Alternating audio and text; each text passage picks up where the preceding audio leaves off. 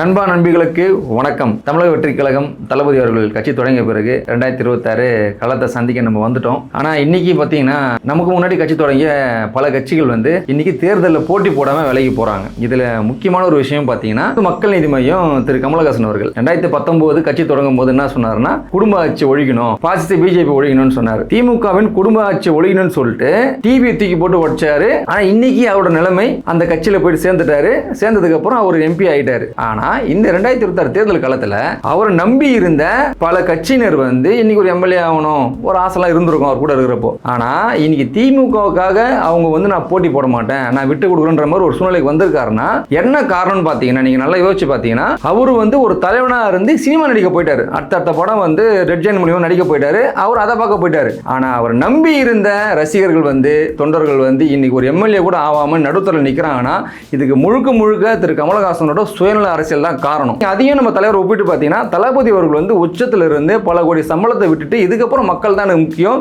என்னை நம்பி இருந்த தொண்டர்களுக்காக நான் சேவை செய்ய வரேன், இதுக்கப்புறம் வர 30 ஆண்டுகளும் என் மக்களுக்காகவும் என் தொண்டர்களுக்கும் என் ரசிகர்களுக்காக தான் நான் பணி செய்ய வரேன்னு சொல்லிட்டு நம்ம தளபதி அவர்கள் எல்லாத்தையும் உதறிட்டு வராரு அரசியல் களத்துக்கு உச்சத்தில் இருந்து. ஆனால் இன்னைக்கு கமலஹாசன் பண்ணியிருக்காருன்னா நீங்களே புரிஞ்சுக்கோங்க.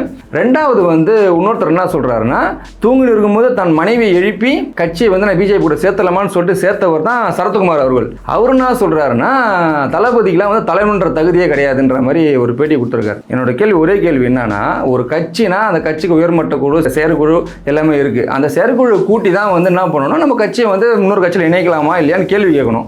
அவங்க என்ன சொல்றாங்களோ அதுக்கேற்ற மாதிரி நீங்க முடிவு எடுக்கணும். வீட்டில் இருக்கிற மனைவி பேச்சை கேட்டு நான் கட்சியை இணைச்சேன்னு சொல்ற ஒரு தலைவனா எங்க தளபதி தலைவரா?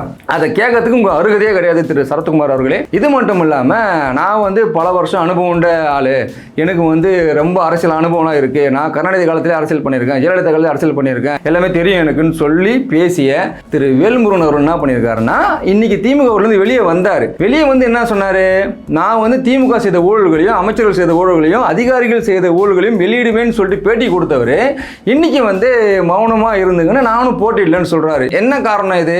தளபதியின் அரசியல் வருகை, தளபதியின் தாக்கம், தளபதியின் மக்கள் எழுச்சி, இது எல்லாமே இந்த 2026 தேர்தல் காலத்தினால வர்றவே தான் இந்த அனுபவம் கொண்ட தலைவர்கள்லாம் தெரிச்சு ஓடுறாங்க களத்தை விட்டு.